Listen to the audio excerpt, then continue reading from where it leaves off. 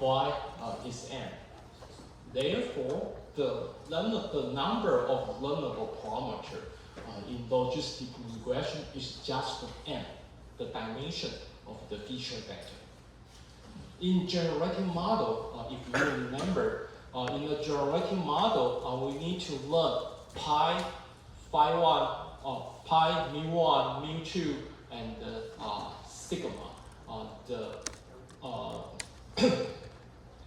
The classifier pi and the mean for class 1 and class 2, mu1 and mu2, and the last parameter is the shear covariance matrix. So let's look at the generating model. We use 2n parameter for the means of the two classes. For each class, the mean vector is of dimension n. We learn the means of the two classes, so the number of learnable parameters for the mean vector is 2n. And the shear covariance matrix is of size n by n because it is a symmetric matrix. So the number of learnable parameters should be here, n plus 1 by 2. So as you can see, you can compare the number of parameters, and in discriminating model, its number is just n. But in the generating model, its learnable parameter is quadratic with respect to the feature dimension. Okay, in the following, let's talk about how to learn the weight vector W in logistic regression. I need to talk about some background. I also copied the key question here. As you can see, we still need to use the logistic sigmoid function, sigma. The equation of logistic sigmoid function is given here. Now we are going to talk about the derivative of the gradient or derivative of logistic sigmoid function. That is the sigma by the a. A is the input to the logistic sigmoid function. In the following, I'm going to prove that the sigma by the a is equal to sigma by 1 minus sigma. Right. Here is the proof. Here's the proof. Let's look at this equation. It is the definition of logistic sigmoid function. A is the one-dimensional real value. It is the input to sigma. As you can see here, A is present in denominator. More specifically, it is present in the power. Okay, so this is a fractional number.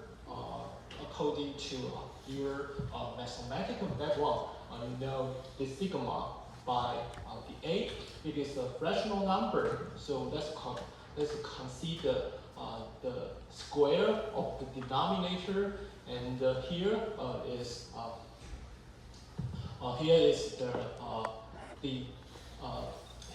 the denominator by the A.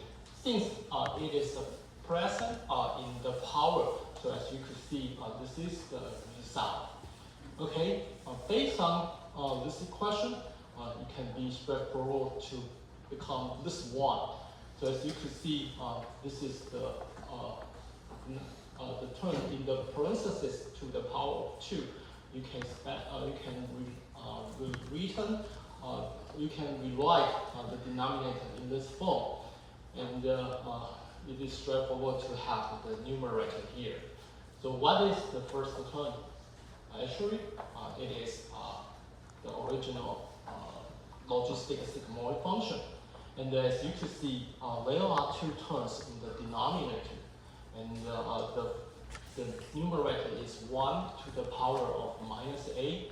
So this is 1 minus sigma. So please remember this result. We are going to use this. We are going to use this equation very frequently in the following. 这边呢，稍微讲一下，好，用中文，就是说呢，我们接下来呢，logistic regression 的参数就只有 W 要学而已。乍看之下很简单，但实际上等下的那些数学其实是有点复杂的哈。那我们会反复用到的呢是这个公式哈，就是呢，我的这个 logistic sigmoid function 对它的 input 做微分的话，出来的结果就是这样子。那它的推导的过程在这边。OK， 这是刚刚所讲的东西。好 ，OK， 那 in the following, let's talk about the optimization process. We still use maximum likelihood solution to derive logistic regression. So let's look at some notation here. We are given a set of training data. Tn is the ground truth we use for each data xn or for each data yn.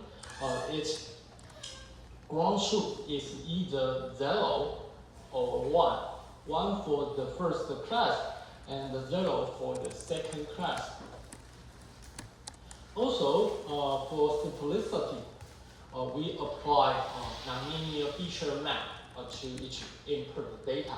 So we use phi n to indicate the nonlinear mapped feature vector of xn. So in the following, we use phi n to denote the feature vector of the training data xn. Okay, so the likelihood function or the logistic regression is given here. I would like to emphasize that yn is posterior, but the technique is called likelihood maximize likelihood. But here we use the probability which is posterior probability. In generative model, we talk about the trick. We use the ground truth label to serve as the power term. So it is used to combine two cases. I'm going to talk about this equation in detail one more time. Before talking about the detail in this term, let's look at the product operator. We assume data ID, so the likelihood of the whole data set is the product of a layer individual likelihood. So the terms inside the product operator is the likelihood for each individual data n. So let's look at this term inside the product operator. For the first part here, yn to the power of tn, yn, as you can see, is given here. Yn is the posterior probability for this data point belonging to class 1. And the Tn is its ground truth label. The second part here is 1 minus yn. What is this? Yn is the posterior probability for class 1. 1 minus posterior probability for class 1. It is posterior probability for class 2. So the term inside the parentheses is the posterior probability for class 2. And its power term is 1 minus Tn. If this data belongs to class 1, so Tn equals to, for a data point belonging to class 1, Tn is 1. In other words, the power term for the second part becomes 0. So this term disappeared. So we just focus on the posterior probability for this data point belonging to class 1. Okay. On the other hand, if this data point belongs to class 2, In this situation, Tn is equal to 0. In this situation, the first part disappeared. So we just focus on the posterior probability for this data point belonging to class 2。这边呢是一个简短的复习然后但是带的东西有点不一样在我们使用的这本 Big Shot 的这个textbook 这本经典的书里面呢，它几乎把这种格式的这种解呢，通通都叫 ML 解 ，Maximum Likelihood 解。可是实际上你可以看到它带进去的这些东西呢，不见得是 likelihood， 有的时候是 posterior。就像你这边看到的这个 Y 在这边呢，明显的是 posterior。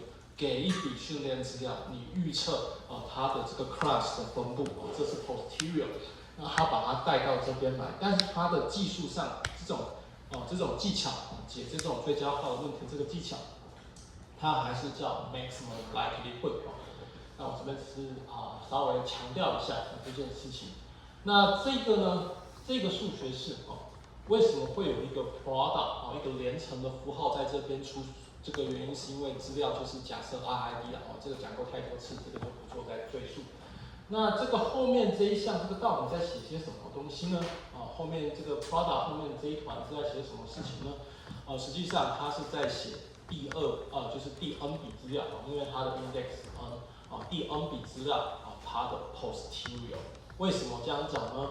因为我们知道这个 Tn 呢在放在指数次方。那它的值要么是0，要么是1。如果这笔资料是属于 class 1的话，第一个 class， 那它的 Tn 的值就是1。那如果是属于 class 2的话，第二 class 的话，它的值是0。所以你可以看到，如果当这笔资料呢，训练资料第 n 笔训练资料，它的正确答案是第一个 class 的话，所以它的 Tn 值就是1。那如果我们看到这个指数次方1减掉1，所以后面这个指数呢就变成是0的。那整串不管这边填的是什么东西的0次方呢就是1，所以这后面这一串就整个都不见了就是第一个，如果这个第 n 笔资料它是属于第一个 class 的话，后面这一串我们都不用看它就是1。那我们的关注的点呢就是 yn 的 Tn 次方，那因为 Tn 是1，所以我们就关注它的 yn，也就是它第一个class 的 posterior 是多少？那反过来如果这笔资料是属于第二个 class， 那它的 Tn 值就是0，Tn 的值就是0。那这个时候呢，反过来第一个部分它就是消失了，就变成1了。那后面这一边呢，我们知道 yn 在二元分类里面 yn 呢是第 n 笔资料是属于第一个 class 的 posterior。那1减掉第一个 class 的 posterior 的话，那就是第二个 class 的 posterior。所以这边呢，花号里面的东西呢，就是第二个 class 的 posterior， 我们去考虑它的这个 posterior。所以它用了这种放在指数，把这个 ground truth 呢，就正确的这个类别放在这个指数这样子的一个tree，它可以把这两个 case，就是 class 1或 class 2，把它合并起来，变成是一个。Okay, so this is the equation we would like to maximize by using likelihood. Okay, so this is the objective function. Just like previous chapter, we often optimize negative log likelihood. We would like to maximize the likelihood. It is equivalent to minimizing negative log likelihood. So the objective function here is negative log likelihood. And if you apply the log operator to the product, operator, as you can see, it becomes a sum of some items, one item for each training data. So this is a famous equation.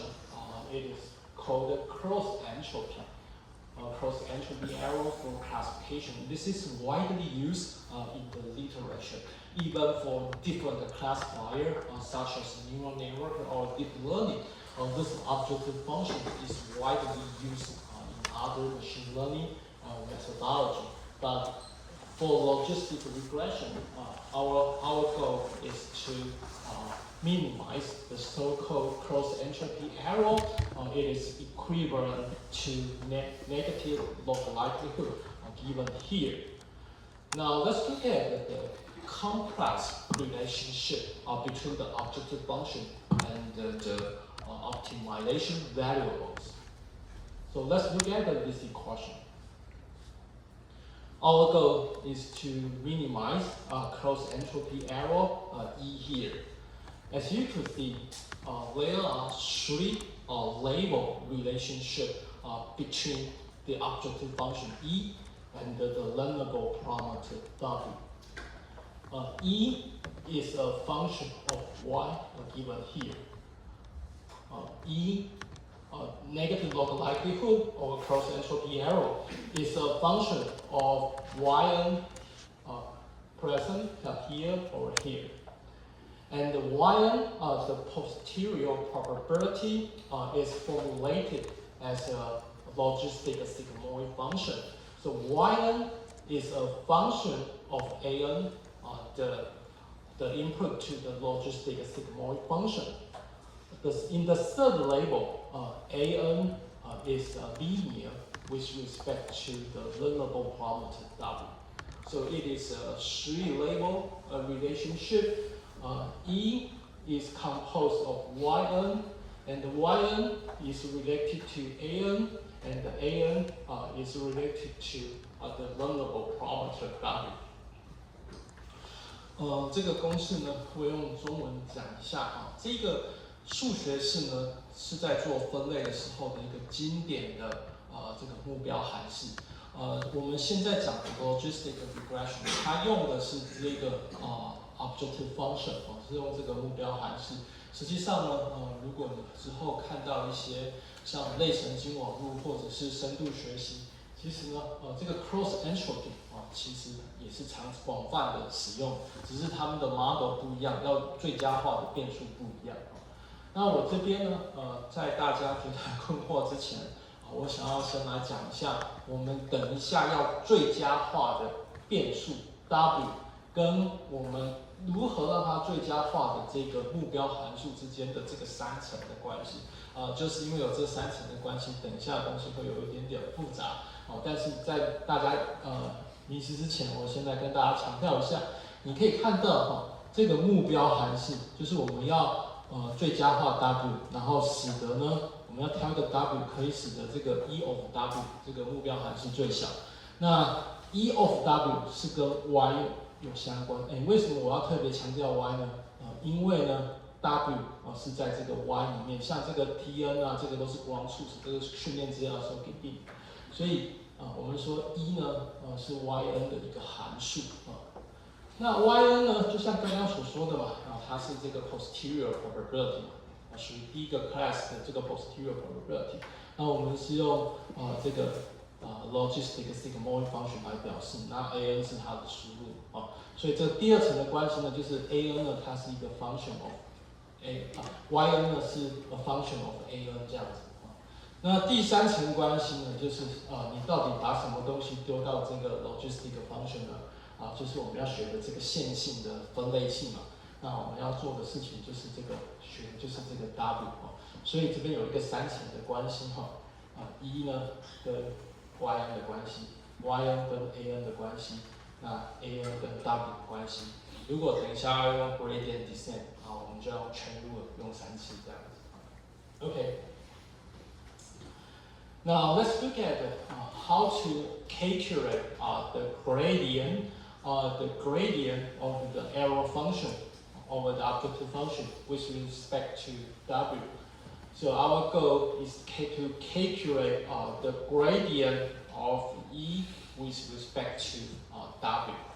So actually, given E of W here, we would like to calculate its gradient with respect to W, Actually, the answer is simple. Let's look at how to get this compact form.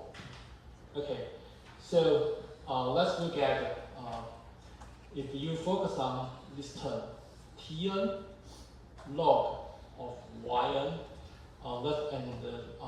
We are going to talk about this term in the following. So let's look at its relationship. By leveraging the first relationship between E and the Yn, so the E by the Yn is given here. Yn is inside the log operator after calculate its gradient. So it becomes a fractional number, and the Yn serve as the denominator. So let's look at the second relationship. Y dy by the An, as you can see here, Y is the logistic mole function, and the An here is given here. So it becomes 1 minus sigma by multiplied by sigma. So it becomes Yn and multiplied by 1 minus Yn. Lastly, let's look at the third relationship. An is a function of W. So the An by the W is given here. It's simple. We just have a phi n. So what I say is that how to calculate this term, the gradient of this term with respect to W is given here. Similarly, you can check this term and its corresponding gradient. So after some rearrangement, you can find this is the gradient of E respect to W. 我刚刚前面用中文讲的部分呢，就是呢，E 对让 W 的这个3层的关系，因为它的关系是3层的，所以我们要算 E 呢对 W 微分呢，我们要用圈路用3次。那我刚刚用一个比较不正式的一些的讲法呢去讲就是说，如果我们单独考虑这个投影笔所指到的这一项的话，跟它对应的算出来的 gradient，把它画在这边的话，它的关系是怎么来的？第一层呢，是 E 对 Y 的微分。那因为 Y 是在这个 log 里面嘛，所以它就变成Yn 是在这个分子的地方。那第二层呢，是 Y 对上这个 A 的这个微分dy by dAn。那这个东西呢，我们就是用到这个刚刚讲过的前面分篇证明过的这个数学式。那就变成是呢，就变成 Yn 乘上1减到 Yn， 就是在这边，就从这边过来的。那第三层呢，就是呢，An 呢，它是W 的一个 function， 所以dA dAn by dW 呢，这个看起来它的微分结果是剩下 phi n， 就在这边。所以呢，这一串投影笔知道这一串呢，就是呢上面这一项对 W 微分的结果。那你同样的这边呢，到这个地方来就交给你们来推导那这是一模一样的过程，所以我就不赘述。所以简单来讲呢，它的这个 gradient 是可以计算的OK。So actually we can calculate the gradient of the objective function log cross entropy error with respect to the learnable W, the learnable parameter W. So we can use stochastic gradient descent to optimize the logistic regression. Actually, we can complete this part here. However, in the textbook, the author of the textbook introduced another way to solve the logistic regression. It is called iterative related least square solution. Actually, this solution is also known Newton-Raphson iterative optimization. So this question is given here. Actually, it is also a gradient descent, but in stochastic gradient descent, we just consider the first order derivative. We just consider first order derivative. So we have a learning rate eta here, but in this IRLS, in this solution, iterative relatively square solution, we consider not only first order derivative, but also a second order derivative.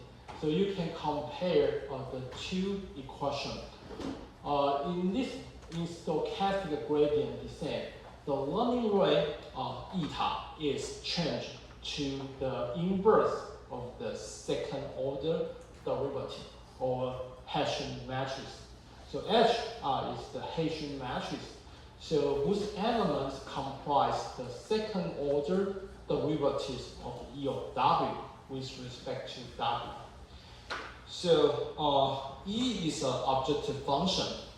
After calculating the first order derivative, delta E of W is a vector. The gradient is a vector whose dimension is equal to the number of optimization variable. That is the dimension of W. However, Hessian matrix is a square matrix. Its dimension is n by n. N is the number of learnable parameters. So let's consider this square matrix. If we focus on the one particular element in the ith row and the jth column.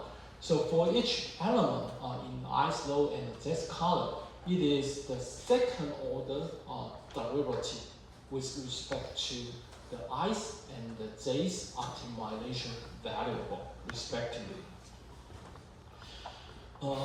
我们刚刚前一页，我们这边前一页呢就讲完了这个目标函数对上这个变数的微分，那我们就讲出来它的，我们刚刚可以算得出来它的 gradient。那既然算得出来 gradient 那就是呢就是可以做 gradient descent。实际上呢蛮多现成的这些做法都是支持，就是我们使用这个 stochastic gradient descent 来解这个 logistic regression model。但是呢我们在课本上它提出了另外一种解法，就是说这两个呢可以择一使用这样子。那如果我们选择上面这个呢刚刚的事情应该就讲完了，我们已经就讲完 gradient。那可能作者怕大家觉得太简单了，或者是怕大家觉得就是说我们讲来讲去就是微分等于零，或者是使用这个gradient descent 来解，所以我们讲了另外一种接下来我们要讲第二种的解法。第二种的解法呢它的名词呢叫做Newton-Raphson iterative optimization 或者是呢这个 IRLS 这种方法来解。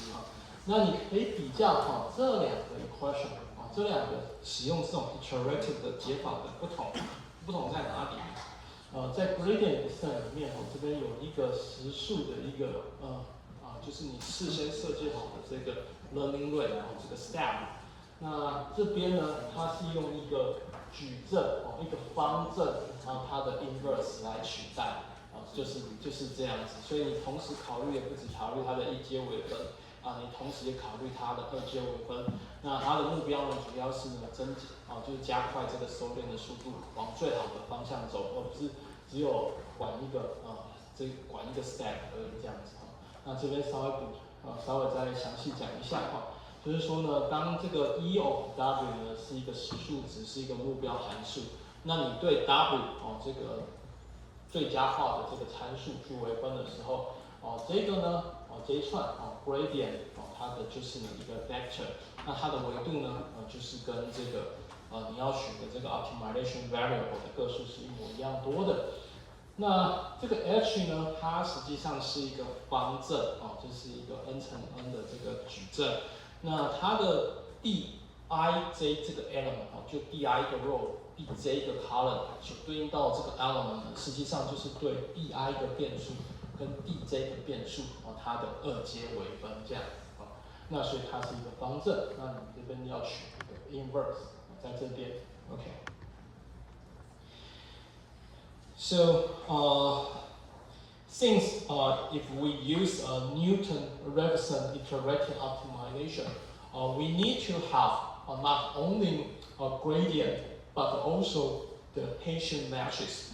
In the previous slide, we have talked about how to get the gradient, and its result is given here. In the previous slide, we have derived how to get this result, the gradient of the gradient of E with respect to W. So if you want to have a compact representation, we can consider data matrix and the prediction vector and the ground truth vector. Y in bold is the prediction vector, one element for each training data. So if there are capital N training data, Y is an n-dimensional vector, one element for each training data. Similarly, we have the n-dimensional label vector, one element for each training data. Okay, so this is a compact representation. Let's look at the relationship between gradient and the Hessian. We know gradient is the first order derivative, and the Hessian is the second order derivative. So its notation is given here. We have the first order derivative. We can consider its gradient one more time, so we get the so-called Hessian matrix. I think it is straightforward because Yn is a function of W, so we can calculate the second order derivative based on this one. So this is the result. Similarly, we can have a compact representation by using the data matrix Y and the so-called diagonal matrix R here.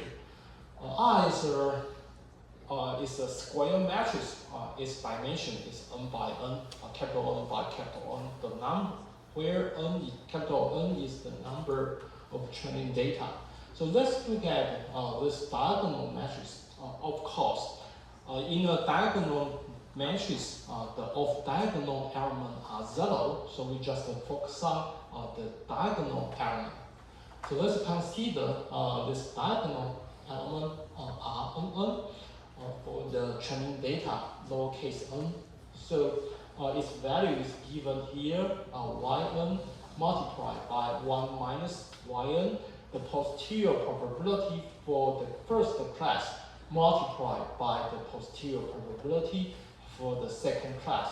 Okay, if you substitute the definition of matrix R here into this equation, you can check their equivalence.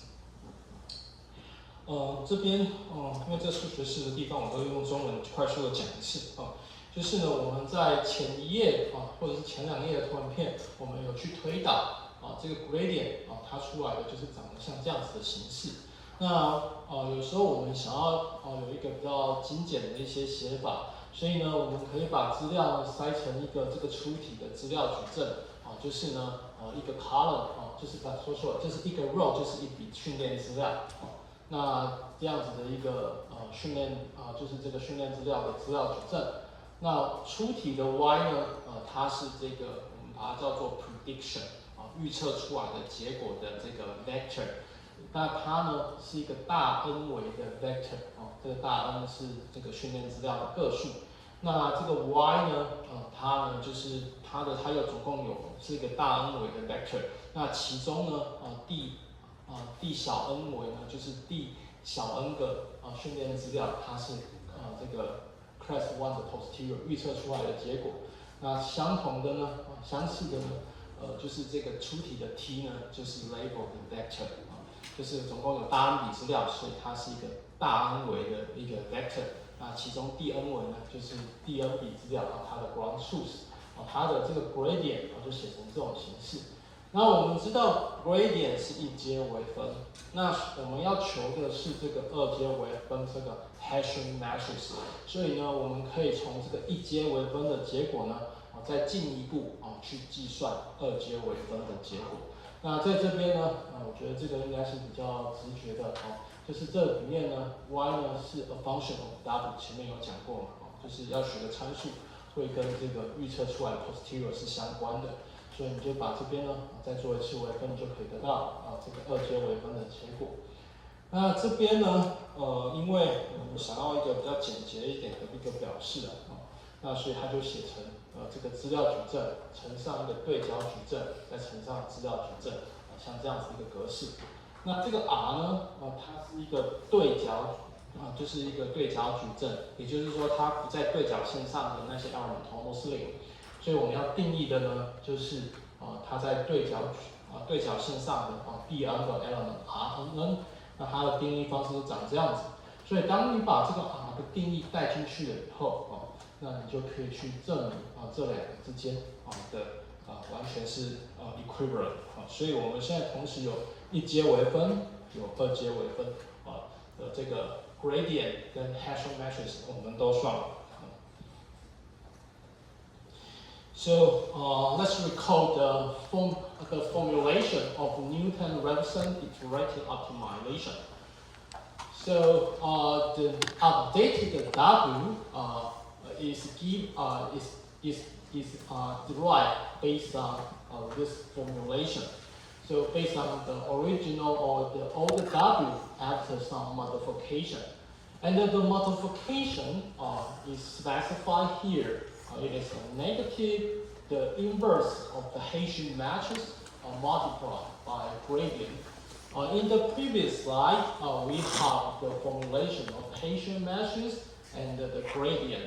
So after some substitution, you can find that this is what we want to calculate here. Actually, prediction we have. We just use the logistic regression to get the prediction. Also, we have the ground truth. Similarly, we have the label or we have the data matrix. However, we need to calculate the inverse of the Hessian matrix. So we need to prove that Hessian matrix is invertible. So in the following, we are going to prove that a Hessian matrix is positive definite. For a positive definite matrix, we can always calculate its inverse. So in the following, we are going to prove that the Hessian matrix phi transpose R phi is a positive definite matrix. Please recall that R is given here, it is a square matrix and it is a diagonal matrix. And the element in the this diagonal element is defined as yn multiplied by 1 minus yn. Yn is the posterior. Yn is the posterior probability for class 1. So its range is between 0 and 1. Similarly, 1 minus yn is of the range between 0 and 1. So as you could check, R1 is of the value range between 0 and 1. It is always positive. Okay. Now let's look at H here. H is phi transpose R phi. If you substitute the definition here into H, you can find that V can be multiplied by phi. So it is always a positive value because I is a diagonal matrix and every diagonal element is positive. And if you calculate V transpose H by V, its value is always positive. In other words, H is positive definitely because for each arbitrary vector, this value is always positive. Since Hessian matrix is positive definitely, we can calculate its inverse. So this term is invertible and actually we can calculate the result. In this question, we can calculate its every part. it turns out that we can use a Newton-Raphson measure to complete the optimization. 我刚刚讲的东西就是在讲，就是说我们在前一页的投影片，我们有去推导它的 gradient 跟它的 Hessian 怎么写。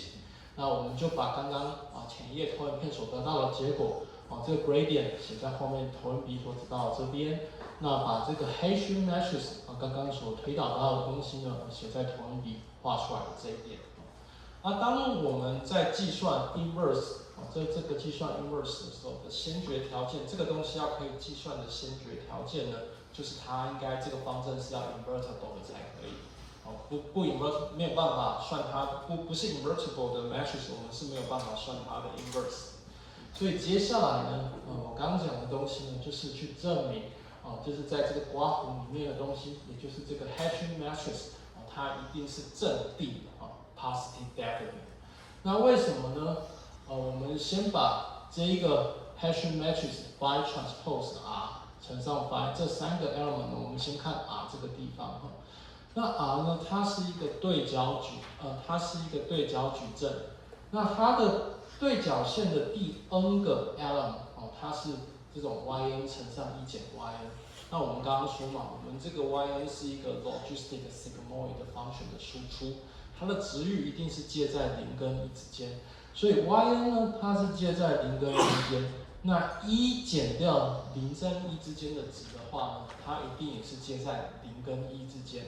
所以两个0跟1之间的这个 element 两个值呢相乘，所以它的值域呢一定也就是介在，就是一定都是正的意思的就是 R 呢这个 yn 是正，然后1减掉 yn 也是正，所以 R 呢的这个值呢，它一定是非负的，一定是大于0的，大于等于0的。那接下来呢，我们看我们要怎么证明一个矩阵是正定呢？就是给任何一个 vector， 然后呢，这个任何一个 vector v transpose 乘上这个矩阵，然后再乘上 v 呢，我们要能够证明它一定要是大于0的，这个才代表 H 是一个正定矩阵。那为什么我们这么肯定呢？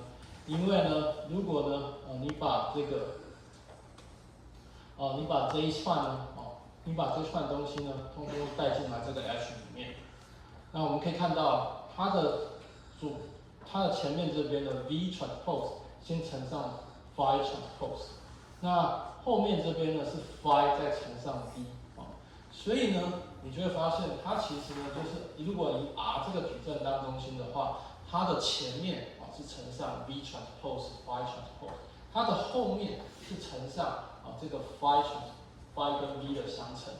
那 phi 是一个矩阵，然后 v 是一个 vector， 所以乘起来就是一个 vector 嘛。所以它前面后面都乘一个 vector， 但是这个 R 呢，它每一个 element 通都是正的，所以乘起来的东西呢，就保证就一定通都是正的。所以这个 H 呢，它就是一个正定的矩阵。那正定的矩阵，我们就有办法算它的 inverse。所以呢，简单的结论就是呢，就是我们如果要用这种2阶的微分的方式呢，来去最佳化这个 logistic regression 的 W 是没问题的。我们这边的每一个 equation， 这每一个 element 都是可以计算的。Okay, I think we can have a 10-minute break.